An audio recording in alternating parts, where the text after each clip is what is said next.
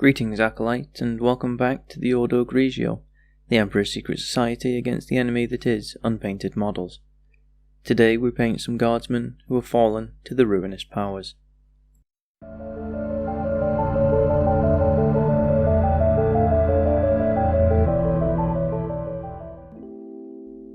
One thing I found while playing my Dornian Heresy Blood Angels is that, whilst they're absolutely nails, they lack bodies. So I wanted some generic Chaos troops that would help bulk out my Chaos forces. Which leads me to these guys, 3D printed traitors primed in black.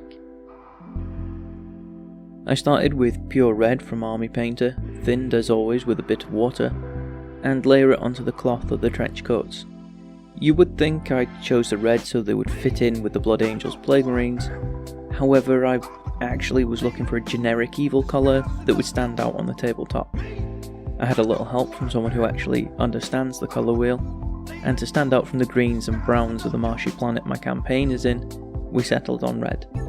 The advice was a nice bright, vibrant red, however by the end I kinda departed from the bright part, because, well, evil. Whilst painting the red I wasn't particularly careful as none of the rest of the model was painted yet, and it was more about just getting the colour on there. However, the coverage wasn't the best. My initial plan was to do 2 thin coats, but as it dried I started to like the patchiness and variation in the colour, so I decided 1 coat was enough. After all, they're disposable human meat shields and probably won't survive very long anyway. Once the red was applied to all the models, they looked a bit like this. Next is plate mail metal, also from Army Painter, for all the, you guessed it, metal. Imagine using a metallic paint for the metallics. There's a lot of smaller details on these models, as with a lot of 3D printed models, including their boots, weapons, shovel heads, chains, rebar spikes, armour plates. I wanted them to look crude and almost industrial, which is why I painted the whole weapon silver, like it was just stamped in a manufactorum and handed to the next soldier and then straight to battle. No frills, no care, it's just a tool of war in the hands of a fanatic. I think these models really suit the aesthetic I was looking for in traitors, and were one of the first SDL packs I actually paid for. Metallics done, it's time for leather brown for all the ropes, shovel handles, skulls and gloves. With this scheme I've tried to limit the amount of colours I use to make it quicker and easier to replicate. A nice base to work from with all the colours in the right place, but no fancy techniques or anything like that. The kind of paint scheme you could apply army-wide without spending 2 to 3 hours on every single model. Though these sculpts definitely have enough detail and design behind them that you could easily paint these to a very high standard. And perhaps a full army will come of this. Also, if you notice the other project going on while I paint these, an Imperial crown for you. Cadian flesh tone is next for, drumroll please, the flesh.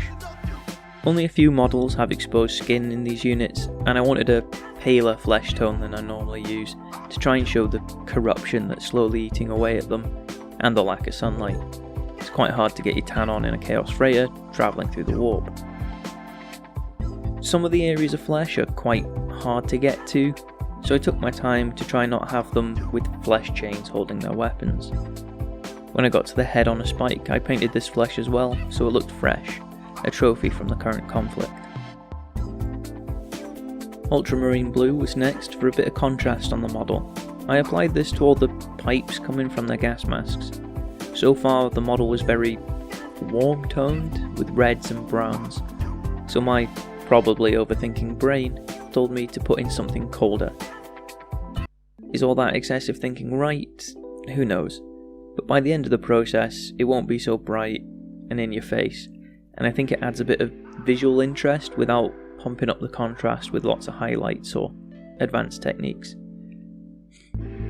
Despite having the least coverage of any step so far with the models, this probably took the most time, as a lot of the pipes were in awkward places like under the arms and behind weapons.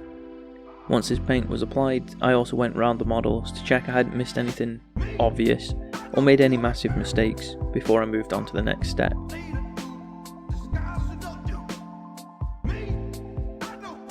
Mechanicus Standard Grey from Citadel was used for all the surfaces of the bases.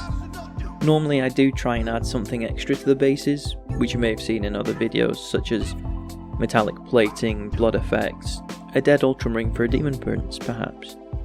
But these were going to be generic troops for possibly multiple chaos forces, so I wanted something simple that would be generic enough to fit with any army I put them with. So a nice standard flat grey that could be anything from rubble to concrete to tarmac. Something that shows the base has been done rather than just being left alone, but not elaborate enough to stand out against too many other environments. Also, I imagine that most Traitor Guardsmen would be fighting in urban environments against those they just turned on, but maybe that's just in my head. With all the colours now layered on, they look a little something like this, and also another sneaky peek at a future project. The final step for the models is Nuln Oil from Citadel, applied rather generously to the entire model. This is where the colours come together, and using the same wash on every surface helps add an overall grim or dark to the model and sell the evil within the paint scheme. Because sometimes rebar spikes in a bag full of skulls just isn't enough to tell someone that you're up to no good. I'm intentionally quite heavy-handed here because I wanted them to look dirty and unkempt, and I wanted the shadows to be super dark.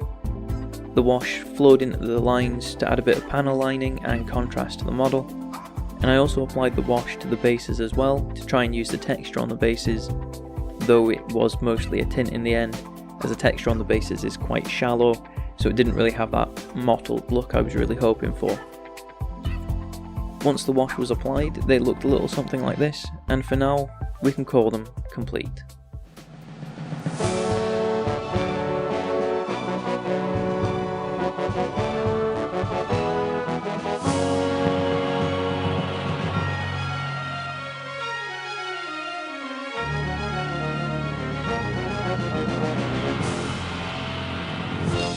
So there we have two 7-man squads of traitors, ready to kill, maim, and or burn in the name of the Dark Gods, in a nice simple, easy scheme, suitable for the length of time they'll survive on the battlefield.